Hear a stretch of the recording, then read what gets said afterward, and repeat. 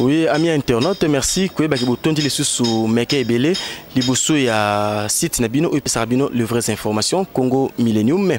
Congo Millennium à travers son émission à la découverte lelo ayambi peninangai moko ya ba théologien to basali ya Nzambe to ba spiritualiste oyo bazana kati ya Congo pe na ville province ya Kinshasa o ba kosunga biso kotelesaka biso makamba molimo pe koteya biso makamba molimbo pona nini tozoluka ko luka ko découvrir bosolo na maetele molimo. C'est parce que na kati ya boyambi biyambi ezali ebele pe biyambi na biyambi ezana makambo na yango basusu bakoloba i basusu o basusu a basusu v w x y z, on ne sait pas qui dit quoi, qui dit vrai, qui dit faux. C'est ainsi que le tuyambeli bino moko yaba théologien et nakosepela yemoko a se présenter Mbote Ndeko. Mbote papa journaliste. Bandeko Congo Millennium ba kosepela le susu koyeba yo. Je m'appelle Pasteur Trésor et dans l'église d'Angeli, c'est mon pouka numéro 45 avec en gros les eaux paisibles. Ok, Pasteur Trésor Nangeli na Mampuka, les eaux paisibles de église ici Yozo Kamba. Oui, c'est ça. Pasteur Trésor nakati ya CV na yo to moni nakati ozali théologien na nini? La salle théologie pratique, théologie pratique parce qu'il y a systématique ezali, pratique pe ezali, il y a beaucoup. Ok, et théologie inde ezali moko ya ba science oyo kolobela kabiso mozindo ya bozali sami Nzambe. Oui, c'est ça. Pour tout le monde, théologie, ils ont dérivé à des mots. Il y a théos, il y a logos. Donc théos, cela veut dire Dieu. Logos, cela veut dire l'être. La personne dans la théologie, il fait l'étude de Dieu. Même autant la Bible, il fait automatiquement l'étude de Dieu. Soit que ça a un institut théologique, il théologie. Mais les fois autant la Bible, il faut faire comprendre que dans la personne, il c'est Dieu. Il y a une théologie. Merci, Pasteur Trésor. Kasi lelo torobeta mo mukeli solo na biso ko tourner autour ya livre ya Genèse. Livre ya Genèse nde sika etaka mwa mbilinga ba mituna ebima ebele na Genèse wana. Soki toki na ngambo ya bandeko na biso ba archimiste bato basalelaka mingi archimisme to magie divine ba kolobaka na biso ete Bible oui ezalaka oyo pinza to mona kate ya mingi nde ekomama me babimisa te balobaka yambo ete mokili ezala ezana baye bazalaka ezana maye salemaka ezana ba guerre ebundamaka ba explica biso na ba genre ya batu oyo bazalaka avant mokili banda basusu balobi bato maboko makolo 4 bazalaki basi miba mwasi mobali tout ça et soko ki na ngambu ya bandeko na biso ya religion des noirs bango balobi na biso ete likambo ya Genèse eza likambo ya lokuta. Livre ya Genèse ebetaka nde lisolo ya ba yimpembe to ba mindele mpamba te na kati ya Bible précisément na kati ya Genèse selon bandeko ya église des noirs to ba église africaine balobi moindo lisolo na ebetama te na Bible. Soki ebetama te na Bible Adam na Ève mindele Adana Ève baboti Caïn Abel ainsi de suite ispa iwapi baindo bauta kasi to banana na Genèse premier ici ka ba koloba au commencement était Dieu créa le ciel et la terre et bandeli ya Biblia kasi bande comme susu balobi non ezalaki ndengo na te ezana bikela mo ezalaka mika kolimbola mo mokeli kambo yango Genèse na to banda wana. Bon, le kambo Genèse ezali kambo za tellement munene de telle enseigne que so bandolanda Bible et bande nango. Nous avons Genèse et commencement et la fin c'est l'Apocalypse, c'est la Révélation. Ce sont des livres où ils ont combattu parce que le diable a dit que la Genèse il y a origine, ils ont début ma cambounionso et tout mingi temps malelo la différence entre la mythologie et la Bible zolo ballon. La science et la Bible, la différence nangote. Au bloc il faut rendre compte nango parce que tout le blaming mi ba guerre de Dieu bloc tout on se référer plus na ba guerre de Dieu ba guerre de la mythologie grecque et on se référer na mythologie grecque ba guerre de Dieu tout et tout. Il y a dit que on en parlera vraiment parce que la mission c'est belé et mais sur le plan biblique parce que nous on est des biblistes. Sur le plan biblique la Bible dit que au commencement Dieu créa le ciel et la terre. Et voilà les premiers versets. deuxième verset bien sûr la terre était informe et vide. Oh na so bando tala ba Bible la version grecque Dieu commencement Dieu créa, c'était pas un mot créé. On a dit balobami bara. Ça veut dire faire exister à partir des néants. C'est-à-dire au commencement Dieu créa. Na grec balobi bara. Na hébreu pardon. Babi bara donc c'est-à-dire faire exister les choses sur ce qui existe. À partir des néants. Faire exister à partir des néants. Du néant, voyez. Okay. Mais au contraire sur le but Dieu fait donc comme si on a pris la matière bah ça c'est pas ça. Donc il y a beaucoup de théories et sur la création, il y a beaucoup de choses sur la création.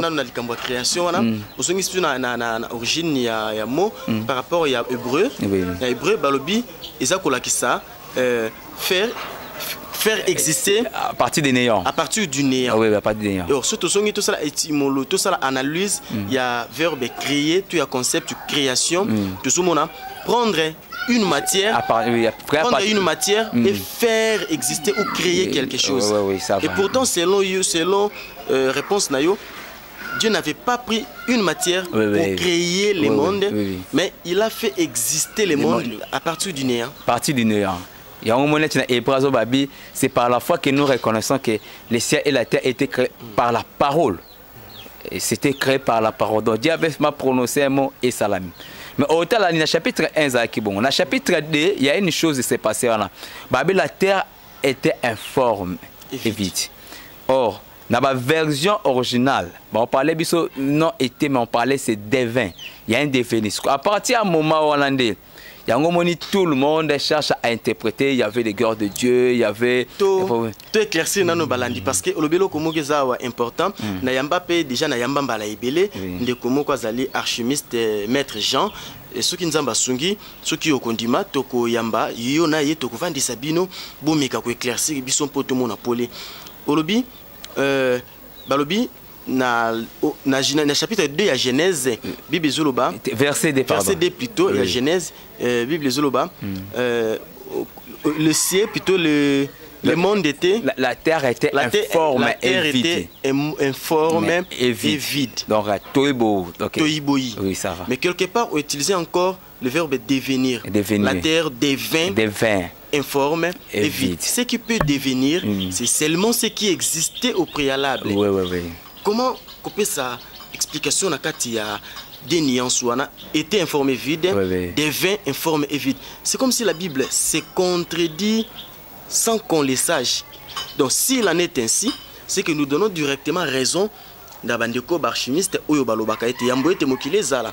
Ezana bikela moyo bazala kawana babundaka nde mokile ki ko bandela makosala sima ya koloni esalamaka na likolo. Bon, na lobité par rapport il y a une mythologie. Je ne parle pas par rapport à la mythologie. Mais tu sais qu'il y a une chose qui s'est passée. La terre est comme un état. Et la plupart des gens, c'était dans ces moments-là que le diable a été jeté.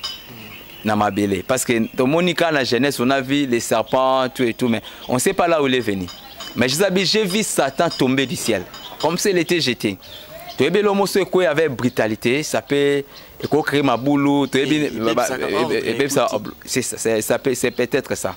Or, la terre était créée pas dans les chronos, pas dans les temps. La terre a été créée, était créée dans l'éternité. Même au ne pas la terre dans l'éternité. Mais ce verset 2, on a parlé de la terre, nous avons créé le temps pour restaurer la terre. Le premier jour, Dieu dit que la lumière soit et la lumière fit. Étant la lumière rayée, Dieu il a compté le premier jour. Même dans la Genèse, il y a beaucoup de choses. Il y a beaucoup de choses. Dieu a fait les cieux et la terre. La terre devint informe et vide. Dieu a commencé à recréer. Quand il a recommencé à recréer, Mamondo Salama a continué à dormir à temps. Premier jour, deuxième jour, troisième jour. Au moment tant le livre Genèse, parce qu'il y a les débits de tout. Début de race, début de race, début de gouvernement, début d'invention, donc début il y a nuance, et dans la Genèse. je deviens ma civilisation, tout le monde a ma civilisation, numéro, donc il y a beaucoup de débits. Tout qui est dans l'ombango, tout qui est dans l'ombalé, tout ce qu'on a balandi, basula sur internet, c'est malamu. Tout ce qui est sous moi, si mamuké, la terre est informe et vide parce que le diable a été jeté et qu'au Kitane, sa chute, Namokili, et perturbé le système qui était déjà là installé.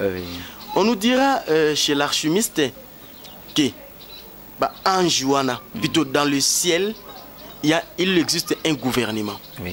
Selon l'archimiste, selon les archimistes, Namokili Alikolo, et pas un Zambé, il y a un gouvernement. Un gouvernement composé de dieux. C'est-à-dire, il y a plusieurs dieux. Et tous ces dieux sont gouvernés par un seul Dieu, selon les archimistes, Yahweh. Ça dure. Selon les archimistes, même pendant Bazo créé Mokili, ce n'est pas Dieu qui faisait tout. Les archimistes disent que Dieu donnait les ordres aux autres dieux de faire exister les choses. Chaque Dieu, selon les archimistes, a une mission moko ya kokela. C'est-à-dire, le monde n'est pas le fruit. Il y a Moutumoko, Yahweh. Non, selon Bango, l'Isanga, un arsenal de Dieu, Basali Mokili. Justifie Kango, kaka na Bible, ici que comme il y a création de l'homme, Dieu dit, créons l'homme à notre image, selon notre ressemblance. La chrétienté ou le christianisme nous renseigne que c'est Dieu. Seul Dieu a créé les cieux et la terre et tout ce qui existait sous les cieux. Mais les archimistes nous diront qu'il n'est pas le seul à les créer. Azalaki na banzambe misusu, chargé à soleil, chargé à maï, chargé à lune et ensemble ndé bakelaki, yongetenge komaki na ntango wa kokela moto. Asangisi bango lobi boya ndeti moi dialogue interdit. Créons l'homme à notre image. Banzambi Basangani. Si seulement c'était le seul qui avait créé, pourquoi utiliser le deuxième personne de pluriel? Créons l'homme à notre image. Bon. L'image de qui est qui? Bon, moi je pense ici, voilà, quand tu veux la mythologie, mais moi je parle bibliquement parlant. Bibliquement parlant, tu as dit qu'il y a seulement un seul Dieu. Un seul Dieu. Même dans Israël, quand on parlait, on dit qu'il y a plusieurs dieux, il y a 3 dieux. C'était la même chose, et c'était parmi les accusations au baptême de Jésus. Pour Jésus, j'étais avant Abraham, il se faisait Dieu. Donc, comme ça, en Israël, c'était un problème. Et comme ça, qui nous a écrit Genèse. Genèse, c'était Moïse. Oui. Il croyait à un seul Dieu. C'est comme s'il nous a imposé sa croyance. Il ne nous a pas imposé sa croyance. Mais il savait qu'ils avaient un seul Dieu. Et il devait prouver au monde que nous avons un seul Dieu. Créons en Amérique. Oui. C'est là où se pose le problème. Il y a un seul Dieu, mais il y a 3 personnes en Dieu. Il n'y a pas 3 dieux distincts. Éclaircir dans les locaux malamu. Un seul Dieu, mais 3 personnes en Dieu. Ouais. Une sorte de trinité. Bon, surtout la trinité, il y a des trinité qui est différent dans le trithéisme. Pour le trithéisme, on croit qu'il y a 3 dieux différents. Ouais. Mais les trinitaires, il y a un seul Dieu. Mais, à l'autre travail, donc, par la dispensation.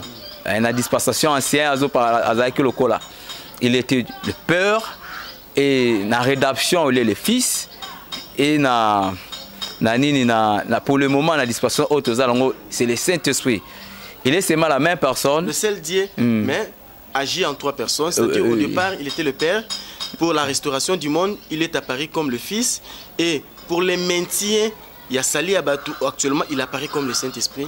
Donc, il est seulement lui-même. Il est lui-même. À lui, il y a 3 personnes. En lui-même, il y a 3 personnes non séparément. Nous avons le corps, âme, esprit. Il y a un constitué au cause à Amuto. En lui-même, il n'est pas séparé. Il n'est pas séparé. Mais quand on parle de papa, action, dans la création, il se pointe comme père. Même Jésus Zobabi, j'ai ma vue vers le Père qui est votre Père. Mais quand on savait, c'est lui qui a vu le Père. Ma vie, jusque Philippe, jusque là, c'est lui qui m'a vu, a vu le Père. Donc, à se faire comprendre, il y a un Père, il y a un Fils, il y a aussi un Saint-Esprit, mais la même personne. Il agit dans la dispensation, mais c'est la même personne. Ce n'est pas les trois dieux. C'est la même personne. Un point de vue où ils allaient côté à Mwambilinga, bandeko barchimiste, excusez-moi, c'est toujours bête à 7 000 et pas barchimiste parce que nous avons eu le temps, il y a pour scruter Bango, il y a pour tourner plusieurs émissions avec eux. Ça fait partie de notre domaine, faire de recherche et vous révéler le vrai vérité parce qu'on ne peut pas vous laisser dans l'ignorance. Ça, c'est notre émission. Avec les archimistes, m'expliquer une chose, hormis l'existence de plusieurs dieux gouvernés par un seul dieu, vous allez prouver lors de la création, même quand il s'agissait, il y a qu'à confondre bateau, descendants, confondants, tout ça, il y a toujours les deuxième personne du pluriel. Mais aussi, les archimistes nous renseignent que il y a dans Dieu deux personnes. Chez le créateur, le Yahweh, en lui, il y a deux personnes. C'est-à-dire, il y a une partie féminine et une partie masculine. Ce sont les archimistes. Dans Nzamba, il y a koto aza mwasi, koto aza mobali. Ça trouble. Il y a kolobenabiso misato, Père, Fils, Saint-Esprit. Une personne. Bango balobi Nzambe tata, yewanaka Nzambe mama. Boumi mabiso wapi. On a évité ce qui est argument basé sur wapi. Mais nous avons seulement un Dieu comme Père. Donc la Père, c'est ce que moi je sais. Et il y a aussi à lui-même, il y a le Fils, c'est le même Dieu. Il n'y a pas trois dieux distincts, mais trois personnes distinctes. Il faut faire attention. Et la même personne, il y a aussi l'Esprit. Et c'est ce qui constitue la même personne. Bon, je ne sais pas, peut-être on va polythéiste, je ne sais pas. Parce que, et pas polythéiste, on va croire qu'il y a seulement trois dieux. Pour ça, il faut a tendance des années. Il y a des polythéistes, il y a des unitaires, il y a des trithéistes, mais il y a plusieurs tendances. Gnostique, il y a beaucoup de personnes qui sont sur Dieu. Ouais. Et tant que on ne saura pas qui est qui. Mais en soi, bibliquement parlant, dans la Bible, on présente seulement un seul Dieu. Parce que l'unitaire, des fois, Fils et Saint-Esprit.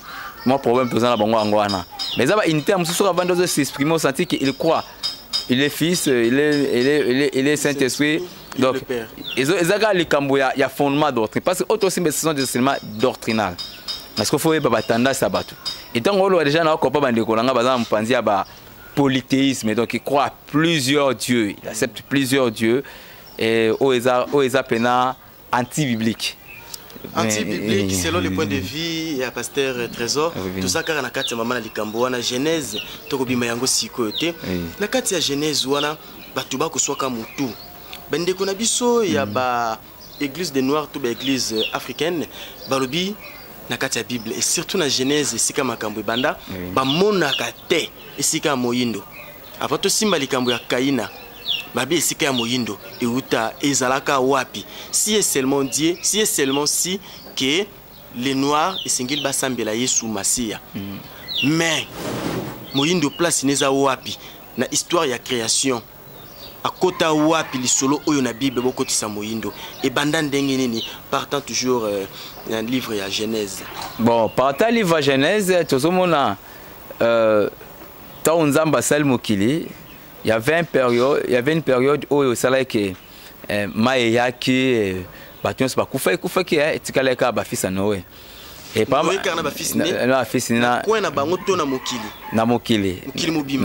Noé, c'est fille. Oui, parce que Nini Alez a été tellement terrible.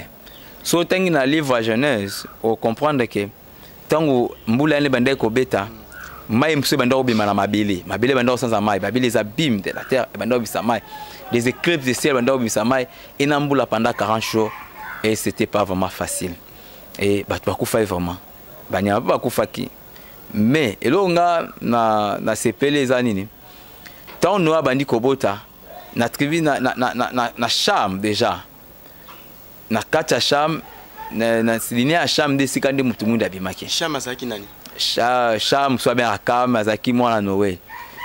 Aza mwana oyo amona nidité à Noé et mais Noé alakelaka Cham te malakela Kana. O batu abosanaka bakasa parce que tsaka mobulu bayindo babimi na libota ya Cham mwana Noé o amonaki bulumbu ya tata na ye ale alakela maki mabeselo balakela ki Cham te balakela Cham te balakela ki Kana ya zalaki te boni balakela ye Cham mutamoni buzoba agangi. Je crois bien par rapport à épanouissement Kana parce que Kana épanoui hein, il s'est épanoui vraiment. C'était la scène que Bamboka au Israël ils occupé les lots. Ils ont bana Kana. Pour Kana quitter en Afrique. Kana souka kana mpanzi na Israël au Israël les alelo. Ko simba na géographie biblique te expliquer biso lien aux qui existait entre Cham na Kana. Les existait entre Cham na Kana. Kana za mwana Cham. OK. Oui. Et balakeli Kana, ouais. Tata moni buzoba balakeli mwana na ye. Ouais. Kana. Oui.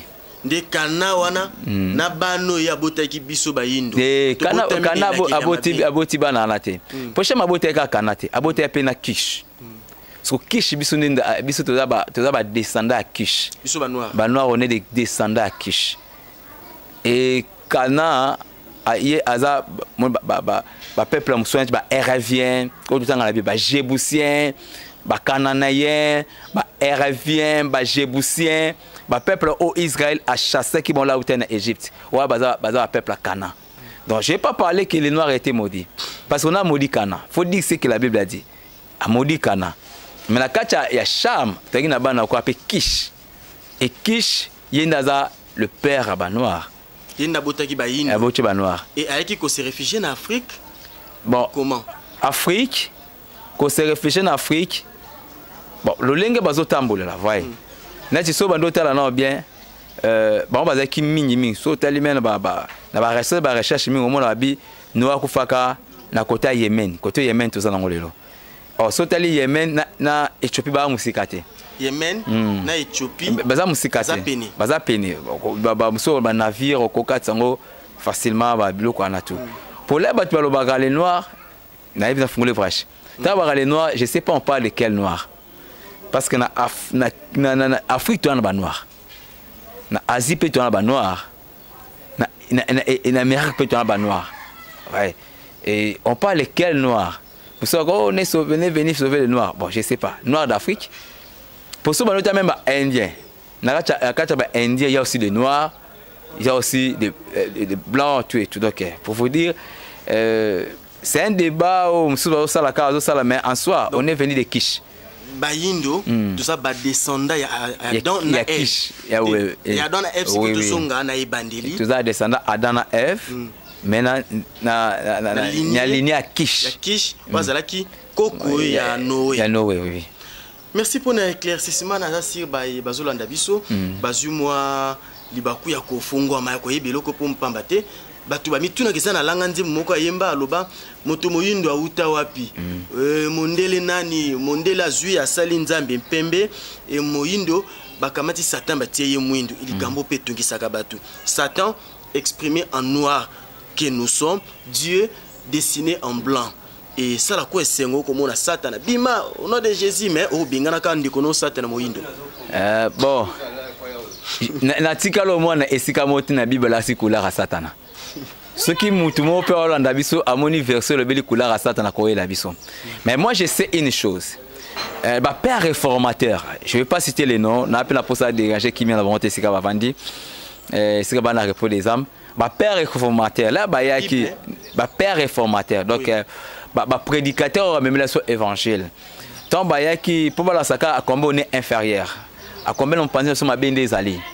Yango baluki ba présenter Satan à lokola mutu mwindu côté oza obscur et cause ka mabe oh c'est pas vraiment ça oh Bible était que mutu mwindu aza il a qu'il mabe même si il y a qu'il a qu'il mabe en Christ on est sauvé quand même et Christ il a porté nos malédictions et Christ a fait ça mambe belé pour la yango sala biso buzoba batu ba beta sufimbu mindele batu bafunda kiye po yakanga mamindele et comme na tango bazwa ekulusu batsana mapekane nani akoyede ba poni moyindo yango moni lelo biso bayoka rapose na biso s'il faut to binila ba mindele s'il faut ko memisa biso ba sapatu biso po koko na biso ba memisa ekulusu abi mutuna makolote soki bandaki pe ko kende ko teka ndembi to yebite bakanga ekaka le kamate ekulusu moi nyonso na kimoyindo tala passe ici que outi. Bon, je pense muto a même quand bien que Simon de Sirène si je me trompe pas. Oui.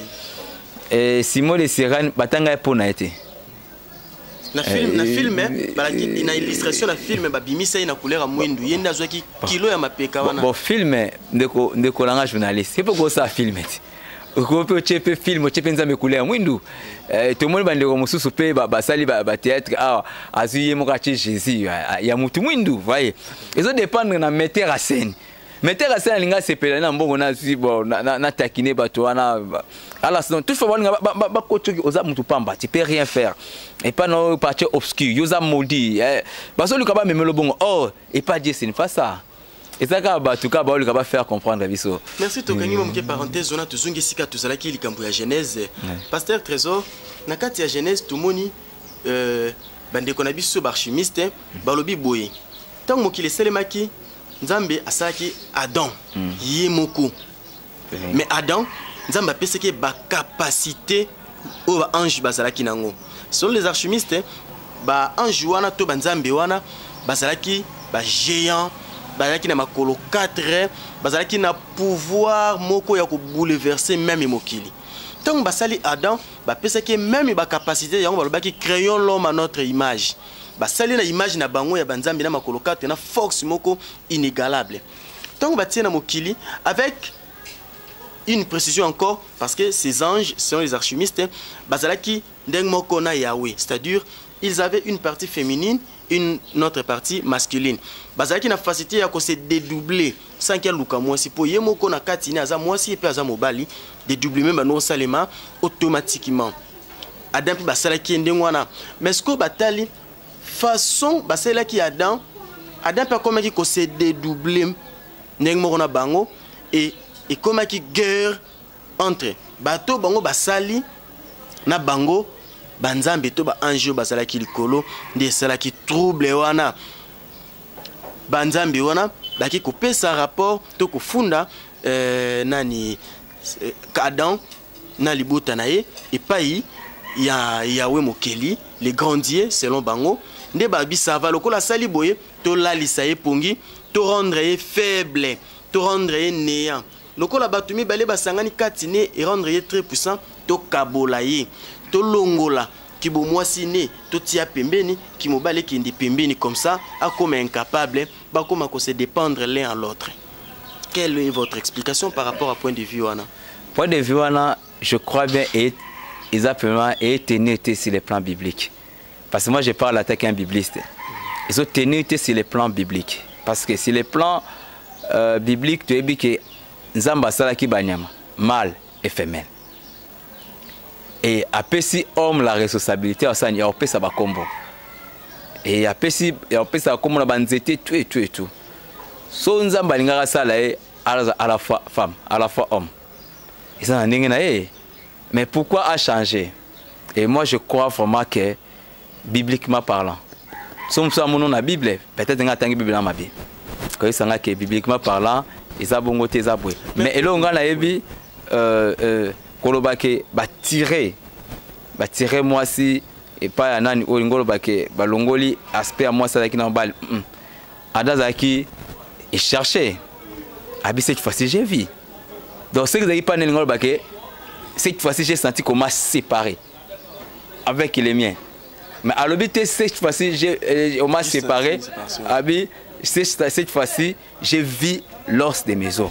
Donc, c'est que le Seigneur avait appelé ce que tu appelles Sabanyama, mais tout en attendant, chercher. Pendant qu'il cherchait, pendant qu'il cherchait, il savait à lui, il y avait une crise. Il y avait une chose qui manquait.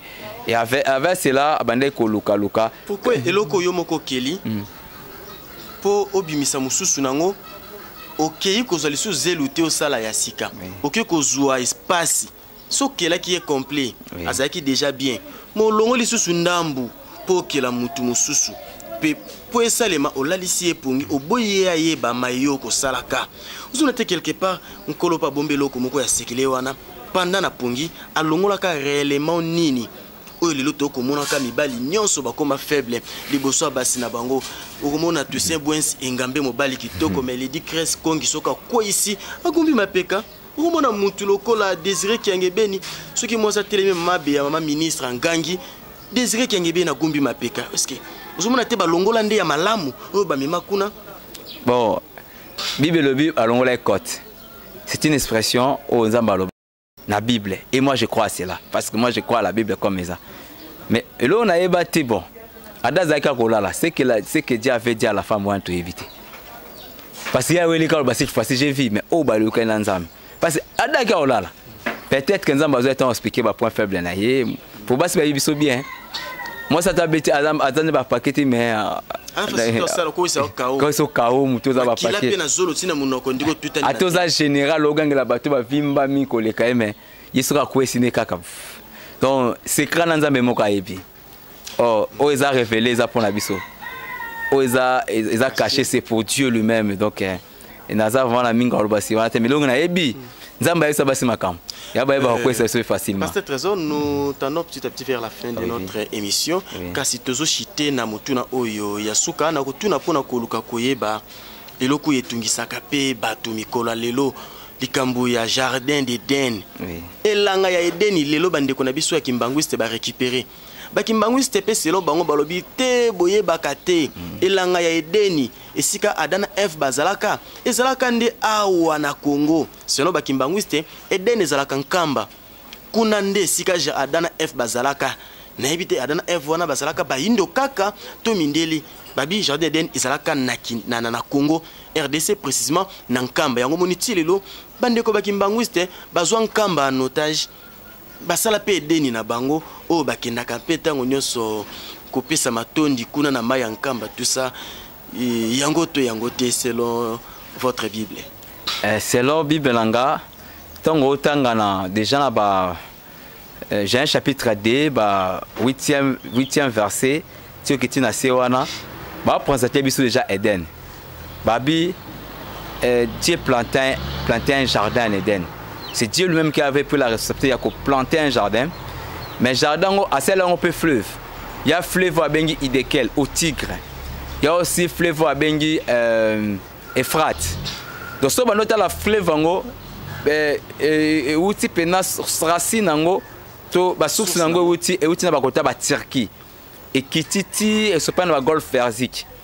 Et tant bazo la sa place ango déjà so bandola nango bien pour nous apprécier hein so ten la carte la Bible na bino ba carte na sima boko mona ou so boten ba carte géographie mona fleuve Vanezali Euphrate na faible Tigre et ba fleuve monsieur ezalaki mais il disparaît parce qu'il y avait 4 fleuves et bandaki ko arroser les jardins d'Éden.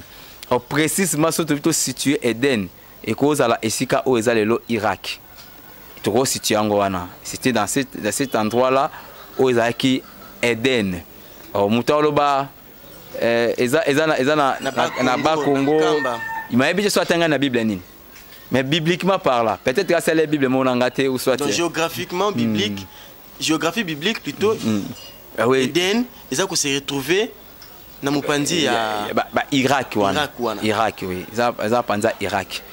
Et les fleuves ont coexisté. Ils ont coexisté tilelo mais des fleuves et ba séisme ba bloc comment bongo ça là qui disparaît dans ngo. Fleuve nini na nini tikala. Tous ça fleuve o benga Idekel ou soit Tigre, tu as un fleuve o benga Euphrate. Tilelo ezali. Tilelo ezali. Précisément où? Précisément eleki na ba kota ba sur hein, kota ba Syrie wana yeti et qui na ba golfe et arrosé et donc c'est pas na ba golfe Persique. Donc ba permet na ba golfe Persique wana. C'était ba koto wana ndesika oyo. Ba parler si jardin en Éden. Okay. Jardin d'Éden mais jardin en Éden. Il y avait l'Éden, il y avait les jardins. Kobo sanate, mutazo bango c'était Moïse. Abi Dieu créé un jardin en Éden par rapport à la position ils étaient où dans les déserts. Éden c'est l'est. Et tu vois, Orient c'est l'est. Il a dit qu'il a fait un jardin à l'Orient. Mais habité na désert parce que Moïse azalaki so orient nango azalaki na ba Congo bon na habité bon Congo central aujourd'hui na dit ça na Congo central là je sais pas mais tanga Bible ni selon géographie biblique et tel ici qui exactement et ça mopandi à Irak. Ok, merci beaucoup. Tout cela qui n'est pas makasi ya koyamba pona bino pasteur Trésor. Tomikima mokie kolobana mokuse penza likambo etala ki Genèse ya kolobesa penza et belé. Sauf que ntango nde za penza mokempo la télévision, le média, c'est aussi les chronos, c'est l'heure. Nous courons derrière le temps, on ne sait pas tout épuiser aujourd'hui. Nous vous promettons seulement prochainement tokozonga wana pasteur Trésor. Cette fois-ci, tokoya kolobela conflit ou esimbi mokili lelo. Les conflits islamo-chrétiens. Irak était plutôt djihadiste, banani, Palestine, Israël. Ce qui est côté origine de Makambongo Nyoso, c'est une sorte de guerre froide, une guerre que je dirais religieuse, qui a commencé déjà depuis la nuit du temps et qui continue jusqu'à aujourd'hui. Pour Ngambo Tokomona Isaac, ngambo mususu tomoni nani Ismaël bangono suba na Isaac na Ismaël nani azalaki na raison mpo lelo biso no soto kitato mata tuza ko réclamer soit la religion provenant d'Ismaël soit la religion provenant d'Isaac. Tout comme ko éclaircir yango na molai na émission zeli koya ensemble na pasteur Trésor kasi pasteur Trésor pour na bokabwani moi liloba suka tombo temi bali misatu. Ah naza ko remercier le pasteur papa Gérard elingaba benge papa Gérard ou frère Gérard yende waza encourageanga na mambebele belé nazo remercier sous Roger Kalala ici Kazali et Nabande Konyoso bazanga ko soutenir ngate. Je remercie encore l'apôtre Alpha Lushima yindaza papa oyo alaxi biso nzela mambanzambe et nzambe vraiment apambola bande Konyoso balandinga on a juste en citer combo to citer combo na bana nyonso les eaux possibles. Merci beaucoup, nous sommes arrivés pratiquement à la fin de notre émission, mais on ne peut pas boucler cet élément sans pour autant dire un grand merci à celle qu'on appelle Patricia Kinduelo, la famille, la femme exemplaire. Oui, je m'en vais droit pour saluer celui qu'on appelle Bob Cotterson, le lieu de Dieu à Paris, Bobo Kota, le motivateur de tous les motivés. Pourquoi pas saluer Godé Linvon, le célèbre Mukongo, Libangezanga Mbongo. Quant à moi, Bello Belkam, je prends rendez-vous avec vous pour les prochains éléments. Restez toujours branchés sur Congo Millennium, vous ne serez jamais déçus. Bye bye.